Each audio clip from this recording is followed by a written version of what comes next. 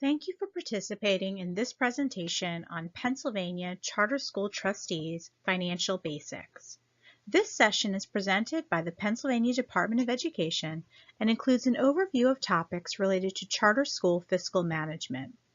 The training includes topics such as managing resources responsibly and the basics of charter school funding and budgets. Welcome to today's webinar on fiscal responsibility, brought to you by the Pennsylvania Department of Education and Charter Board partners. The following presentation is for informational purposes only. It is not legal advice and should not be relied upon as such. Presentations of this PowerPoint without the Commonwealth's recording do not represent the views of the Commonwealth or any Commonwealth agency. Charter Board Partners is a national nonprofit that works to strengthen the effectiveness of charter school governing boards. We work with boards at every stage of their life cycle and on a wide range of topics. You can visit our website, www.charterboards.org, to learn more about us and the work we are doing across the country. Since launching Charter Board Partners, board after board has asked, what do highly effective charter school boards do? We conducted research on best practices for nonprofit boards and charter schools across the country and built these standards from our findings and experience. These standards are our framework for effective governance.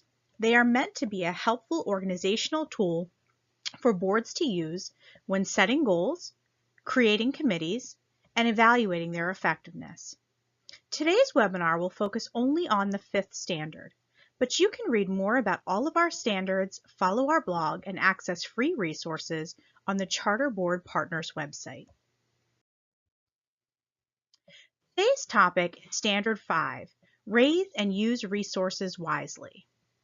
Managing a charter school budget is one of the most important responsibilities of every charter school board. This involves millions of public dollars and an understanding of and adherence to local and federal laws. Many board members might find the task daunting, but this is not a role that you can delegate to one finance expert on the board. All board members need to understand the resources coming in and how they are being utilized to drive towards student outcomes. There are two big components to this standard: manage resources responsibly, and expand awareness and raise funds. Let's start with the management of resources.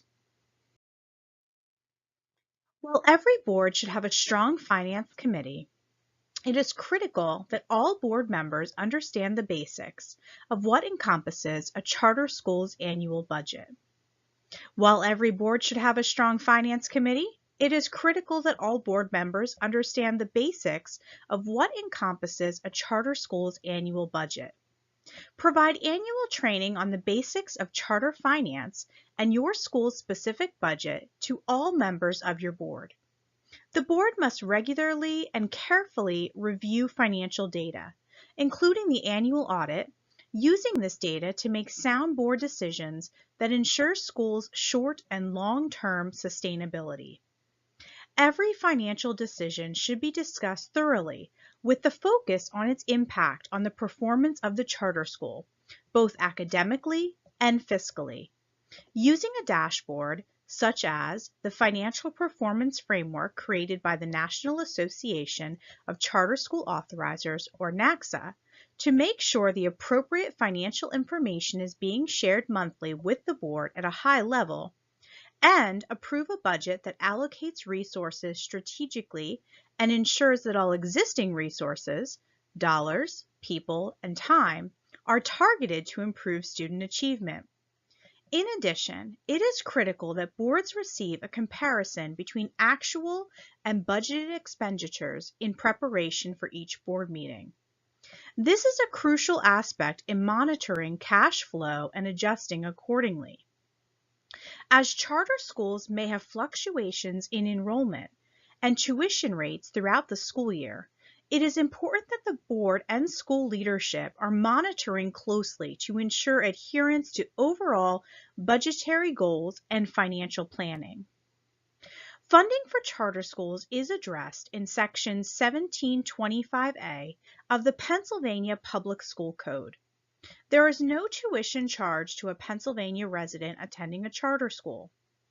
Charter schools should receive, for each student enrolled, an amount paid directly by the school district of residence.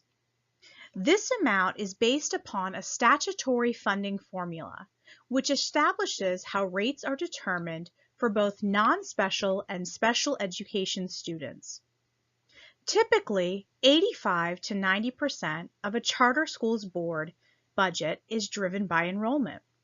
Therefore, it is imperative that board members understand the implications of the charter school's enrollment practices on the financial bottom line. Each year, boards must track and ask questions of the administration regarding how the charter school will meet its re-enrollment targets. Too many boards wait until after enrollment reports are in to react, and that is often too late. Charter schools usually begin looking at enrollment data in the spring for the upcoming school year. Boards should receive a monthly update from their CEO or school leader about what the leadership and staff are doing to ensure that enrolled families are returning and new families are signing up well in advance of the new school year. In addition, as budget season approaches in the spring, boards should make sure that enrollment projections presented by their leader are backed up by evidence. For example, if a leader proposes a large jump in enrollment, where is that hypothesis coming from?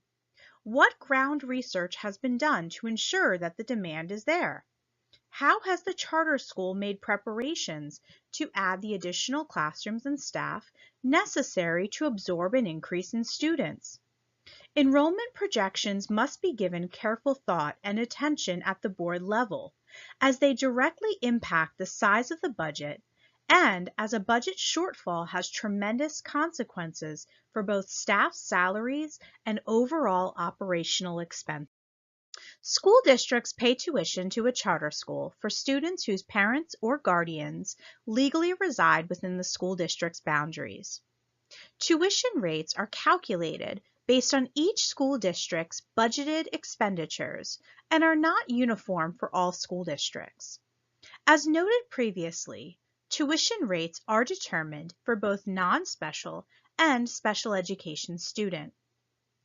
Pursuant to Section 1725A(a)(5), a charter school may ask the Secretary of Education to redirect a school district subsidy when the school district fails to pay the charter school for educating its resident students.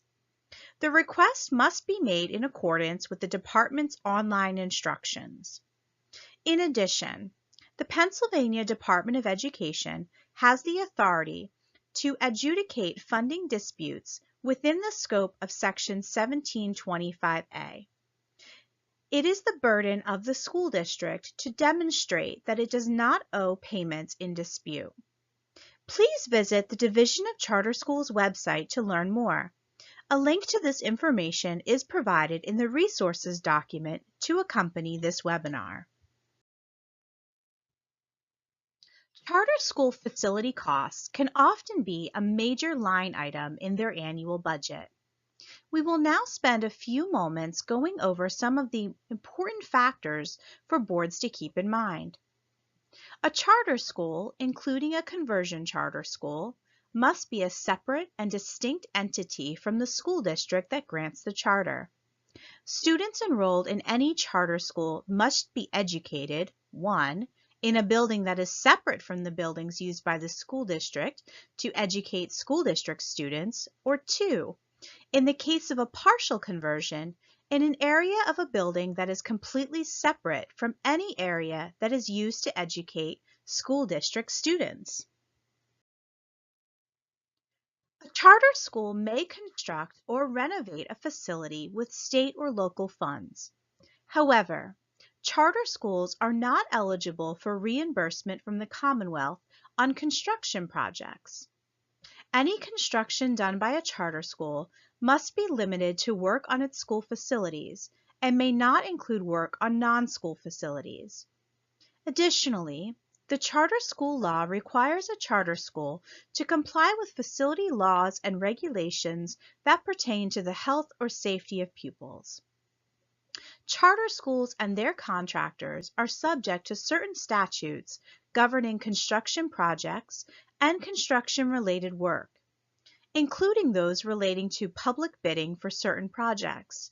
Charter schools are advised to contact their solicitor prior to undertaking any projects to ensure their compliance with law and regulation. A charter school may lease property from public or private entities. In the event that a facility is being constructed or renovated in order to lease it to the charter school, however, that construction or renovation may be subject to certain restrictions. See the facilities attachment within the included documents for detailed information.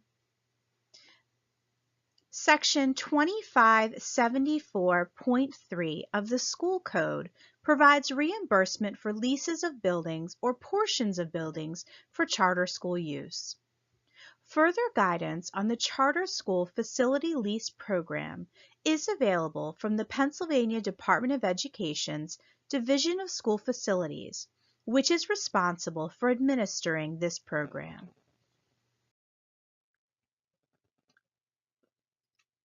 Facilities costs for charter schools often exceed what their per-pupil funding can cover. A school taking on any kind of facilities project must consider the loans available to their school to help with the costs. The charter school law permits charter schools to incur debt for the construction of school facilities. Any indebtedness incurred by a charter school does not impose any liability or legal obligation on the chartering school district. As part of their AFRs, charter schools must include the amount of bonds or other indebtedness that becomes due during their fiscal year, together with the amount paid on each item of indebtedness. According to the National Charter School Resource Center, there are two major areas that cause financial challenges for charter schools. These two areas are poor financial management, including a lack of financial health and sustainability, and fraud. Poor financial management may not draw as much public attention as fraud. However, it is much more common. As noted previously, regular review of the actual versus budgeted expenditures is one of the key components that may be used to help prevent this financial concern. Additionally, ensuring that the school has the financial expertise necessary to adequately and appropriately monitor, assess, and evaluate the financial status of the school is crucial.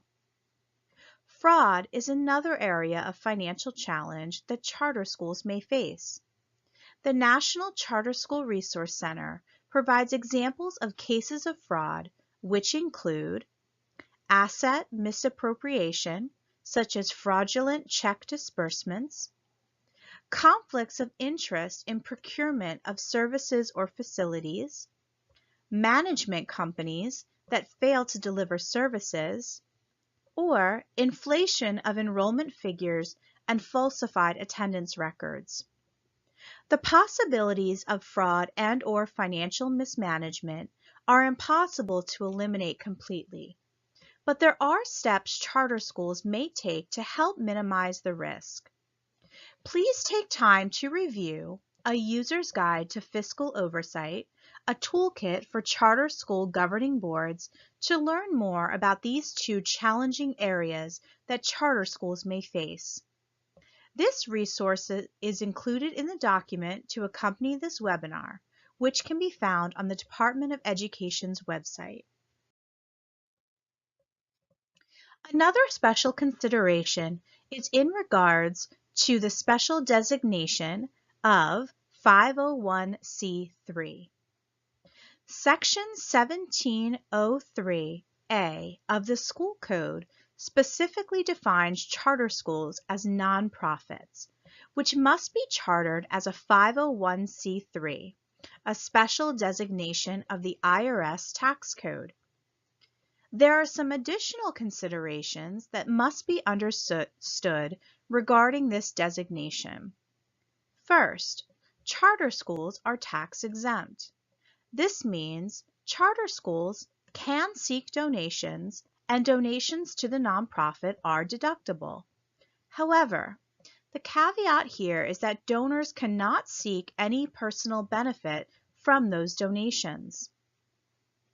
Charter schools must also file a 990 form with the IRS every year, which includes detail on expenditures and revenues, assets and liabilities, compensation of senior leadership, list of board members, list of grants received, investments, lobbying expenditures, if applicable, and in compliance with restrictions.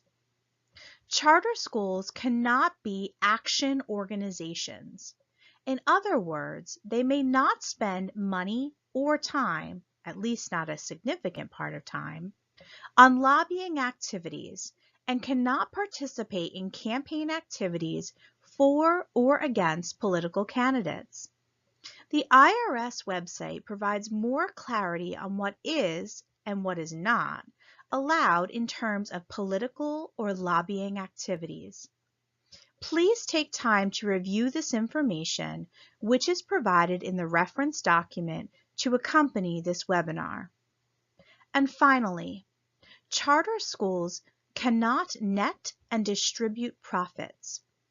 They can have a surplus or a fund balance and can even commit, assign, or restrict their fund balance, but funds must ultimately be used for the operation of the organization. Your school needs the extra funds beyond what your budget will provide. Your board should be setting and meeting realistic fundraising goals to make that possible. Charter schools are, in most instances, eligible to receive state and federal grants administered by the Pennsylvania Department of Education. In order to receive any grant, state or federal, a charter school must be party to a master agreement, which is a non-financial binding agreement created with the Pennsylvania Department of Education upon execution of a new charter. Additionally, 100% participation of all board members in giving is essential for any nonprofit engaged in fundraising. This goal does not mean, nor do we recommend, naming a specific dollar amount for every board member to contribute. However, best practice advises boards to require board members to give at a level that is personally meaningful to them each year. Make this expectation explicit in your annual board member agreement and talk to every board candidate about this expectation and the fundraising activities of the board during their interview process. Every board member is an ambassador for the school, cultivating new donors and supporters just by raising the profile of the school. Make sure that all board members are given ample opportunities throughout the year to connect directly with the school and its students, staff, and activities so that board members are equipped with compelling stories to tell their friends, neighbors, and colleagues about the great work going on at the school. 100% participation in giving is not necessarily tied to a monetary gift. It can be a gift of your time, your energy, or just a gift of knowledge. Finally, understand the political context of public charter schools and continue to be a strong advocate. As a charter school board member, you are a part of something that not everyone understands. There are many misconceptions about charter schools. Educate yourself about the issues surrounding funding and equity for charter schools and help to advocate for strong policies that promote and support a high-quality charter school sector. You are playing a very critical leadership role as a board member, and your voice is important here. As we conclude this seminar, here are some questions to think about. Does the board regularly review financial data? When discussing financial data, does your board connect the budget to academic implications? Do you know what your board's policy is on fundraising? I encourage you to take these back to your board and discuss areas for improvement. I hope you have picked up some useful ideas in this webinar that can help you feel more equipped to be an effective board member. Additionally, please review the resources mentioned throughout this webinar. Thank you for taking the time to listen to this webinar. For more information and for other training topics, we encourage you to visit the websites of the Pennsylvania Department of Education at www.education.pa.gov and Charter School Board Partners at www.charterboards.org.